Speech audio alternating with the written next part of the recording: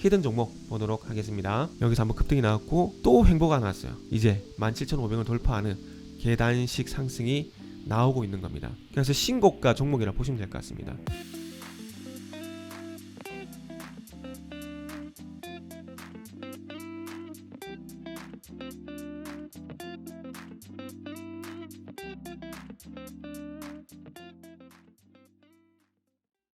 자, 반갑습니다. 알파프로 과정 여러분, 정태근 전문가입니다. 2월 23일 방송 시작하도록 하겠습니다. 자, 첫 번째 방송 종목은 GS이고요. 그리고 방송 말미에는 히든 종목이 공개가 됩니다. 방송 끝까지 시청을 부탁드리고요. 방송 보시고 난 이후에는 좋아요, 구독 부탁드리도록 하겠습니다. 자, GS 이번에 한 두 번째 다루는 것 같습니다. 한 두 번째 아니면 세 번째 다루는 것 같은데, 어쨌든 뭐 우크라이나 이슈가 계속 지속이 되게 되면서 일단 뭐 천연가스 관련주들, 그러니까 천연가스라기보다는 뭐 가스 관련주라 봐야 되겠죠. 그래서 GSE, 대성에너지 같은 종목들이 전반적으로 일단 강세를 보이고 있는 상황입니다. 화면 보시면서 말씀드려 보도록 할게요. 제가 아마 처음 다뤘을 때가 이쯤이고, 아마 두 번째가 아마 이쯤이지 않을까 싶어요. 이쯤이지 않을까 싶은데, 일단은 뭐 제한적인 상승으로 이때는 뭐 다시 한번 상승 가능성에 대한 부분을 언급드렸고, 아마 이 부분에서는 제가 뭐 추가 상승 제한 가능성 아마 말씀드렸을 거예요. 그래서 생각했던 것보다 시세가 좀 강하게 나오고 있습니다. 그런데 중요한 건 여기서 추가적인 상승이 나오고 이제 꺾이게 되면은 그때는 안 들어가는 게 맞지 않을까라는 말씀을 또 드리고 싶네요. 뭐 조정시 매수 이건 아니다라고 말씀드리고 싶어요. 어쨌든 지금 우크라이나 이슈를 또 간단하게 좀 다뤄보게 되면, 이렇게 우크라이나가 있으면은 크림반도는 2014년도 이미 넘어가 버렸죠. 여기는 워낙 러시아 성향이 강한 지역이라서 어쩔 수가 없어요. 그래서 여기서 자치공화국을 만들고, 그리고 나서 러시아로 그냥 편입이 돼버렸죠. 그리고 이제 여기 돈바스라고 하는 이 지역. 근데 이게 러시아가 이쪽으로만 끝이 나면 좋은데, 만약에 여기까지 이렇게까지 다 먹어버리게 되면은 우크라이나는 그냥 빈 껍데기나 마찬가지예요. 왜냐면은 이쪽은 산간 지역이고 여기는 평야인데, 여기가 곡창과 자원이 우수수수 그냥 어마어마합니다. 근데 러시아가 만약에 우크라이나를 분할 점령하게 되면서 동우크라이나, 서우크라이나 나눠버린다. 그러면 동우크라이나 가져가 버리게 되면은 뭐 러시아는 다 먹는 걸 그냥 취할 수 있는 건 다 취하는 겁니다. 천연가스 독일에서 지금 노드스트림2 중단해버렸죠?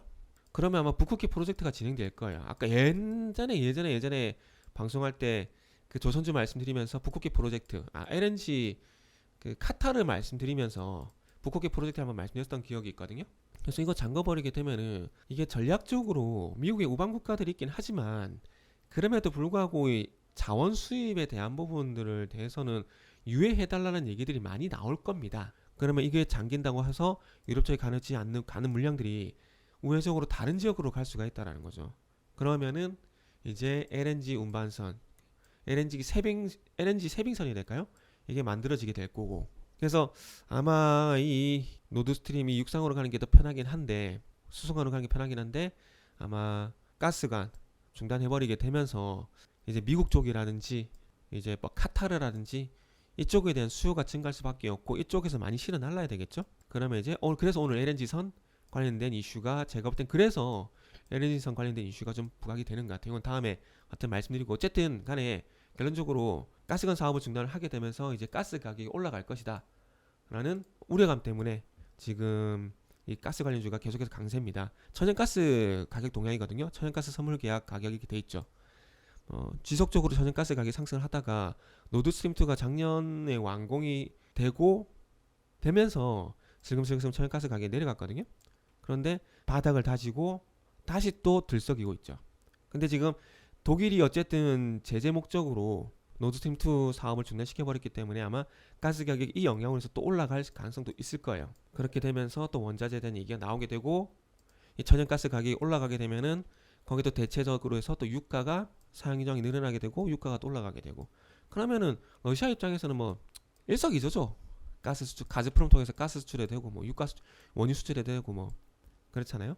그래서 지금 12월 달부터 어떤 변화가 생겼냐면, 미국에서 그 SH 에너지 화학 할 때 말씀드렸죠? 미국에서 이제 에너지 수출이 늘어났다고, 유럽 쪽으로. 근데 미국 쪽에 수출을 하지만 완전하게 대체가 안 될 겁니다. 그래서 얘기를 좀 정리해보자면은, 어쨌든 독일이 러시아를 제재한다는 목적으로 노드스트림2 사업을 중단해버리고, 그렇게 되면서 가스 공급 차질에 대한 우려감들 때문에 천연가스 관련된 종목들, 구체적으로 이야기되면은 도시가스 공급 관련주죠. 한국 관련주들이 강세를 보이고 있는데, 이런 우려감들, 이런 그 천연가스 공급 차질에 대한 우려감들 때문에 상승이 나오고 있는 상황이고, 이런 부분에서 시장이 나오고 있는데, 중요한 것은 상승이 나오지만은 거래량이 안 받쳐주고 있어요. 그렇기 때문에 방송 초반에 말씀드렸듯이 어떤 제한적인 상승으로 마무리될 가능성이 높지 않을까라는 말씀을 좀 드릴 수가 있을 것 같아요. 결론적으로 독일 제재, 러시아 가스관으로 인한 공급 차질, 그거를 미국에서 공급받겠지만은 이게 다 100% 충족시키지 못할 것이다. 그러면 천연가스가 올라갈 것이다. 그러면서 우리나라에 있는 천연가스 관련주가 뭐가 있지? 도시가스 공급하는 기업들이 있네. 대성에너지, GSE 급등. 그런데 이 급등은 마지막 랠리일 가능성이 높다. 조정 시 매수는 하면 안 된다. 이렇게 말씀드리면서 마무리하도록 하겠습니다. 자, 그리고 이어서 히든 종목 보도록 하겠습니다. 작년 한 해 계속해서 횡보를 반등 시도가 있긴 했지만은 이 14,500원 돌파가 쉽지가 않았어요. 14,500원 돌파가. 그러다가 올해 들어와가지고 작년 12월 달에 이제 삼성전자가 폴더블폰 출하량을 1,300만 대까지 늘린다는 얘기가 나오게 되면서 여기서 한번 급등이 나왔고 또 횡보가 나왔어요.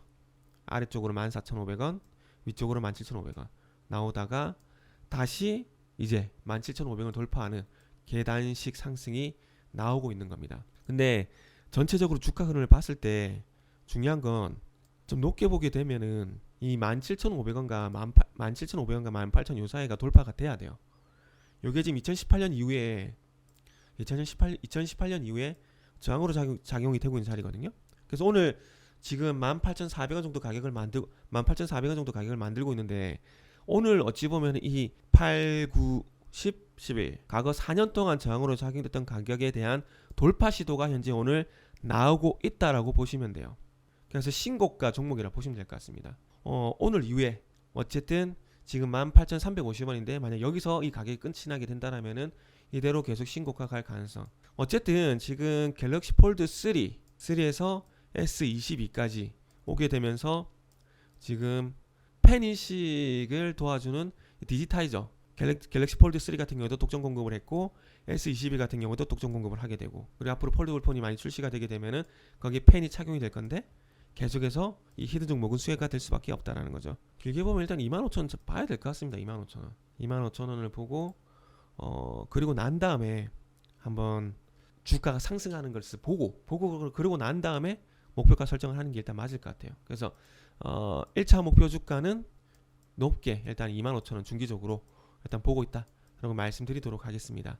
그래서 어쨌든 폴더블 폰 출하가 계속 증가할 가능성이 높기 때문에 거기에 관련된 수혜주라고 좀 보시면 될 것 같습니다. 거기다가 폴더블 폰 뿐만 아니라 신제품이 되어놨던 S펜 장착 요런 수혜, 이렇게 말씀을 드리면서 마무리하도록 하겠습니다. 그리고 히든 종목이 궁금하신 분들은 알파프로 홈페이지를 방문해 주시길 바랍니다.